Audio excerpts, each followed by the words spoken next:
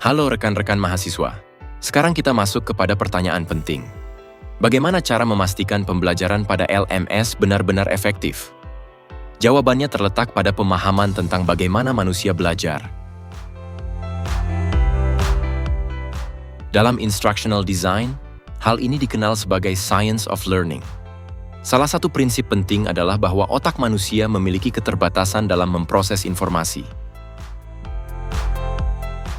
Jika dalam pembelajaran online kita menampilkan terlalu banyak materi sekaligus, siswa akan merasa kewalahan dan jenuh tentunya. Karena itu, dalam mendesain kursus pada LMS, materi sebaiknya dibagi menjadi beberapa bagian kecil atau modul. Setiap modul memiliki fokus yang jelas dan tidak terlalu panjang. Sebagai contoh, daripada membuat satu topik berisi 10 file sekaligus, lebih baik membaginya menjadi beberapa topik dengan urutan yang jelas, sehingga siswa dapat mengikuti alur tersebut secara bertahap. Selain itu, penting juga untuk memberikan jeda dalam bentuk aktivitas. Setelah membaca materi, siswa bisa langsung mengerjakan kuis singkat atau melakukan diskusi di forum. Hal ini membantu mereka memproses informasi dengan lebih baik. Dengan menerapkan prinsip-prinsip ini, LMS tidak hanya menjadi tempat membaca, tetapi menjadi ruang belajar yang dirancang sesuai dengan cara kerja otak manusia. Dalam pembelajaran berbasis web, kita tidak berhadapan langsung dengan peserta didik. Karena itu, pemahaman terhadap karakteristik peserta didik menjadi sangat penting. Setiap siswa memiliki cara belajar yang berbeda.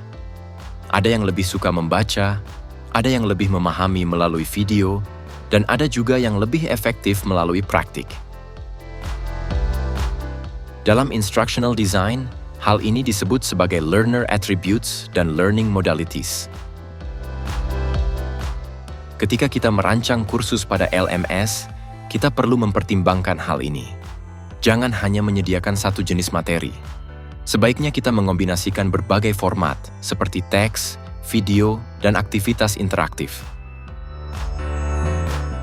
Misalnya, satu topik bisa dimulai dengan video pengantar, dilanjutkan dengan bacaan singkat, kemudian diakhiri dengan diskusi atau latihan. Selain itu, penting juga untuk memahami motivasi siswa. Dalam pembelajaran online, mahasiswa sering kehilangan fokus.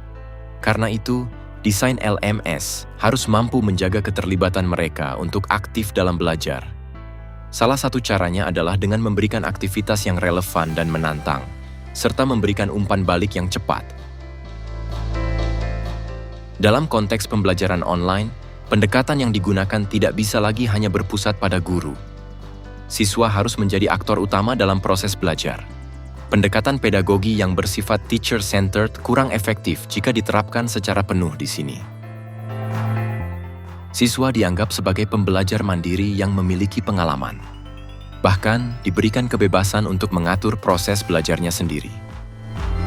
Dengan memahami peserta didik secara lebih mendalam, kita dapat merancang pembelajaran online yang tidak hanya informatif, tetapi juga menarik dan personal.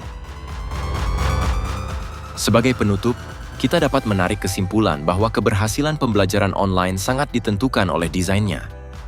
Oleh karena itu, sebagai calon pendidik atau pengembang pembelajaran, kita harus memiliki kemampuan dalam merancang pembelajaran yang menarik dan bermakna.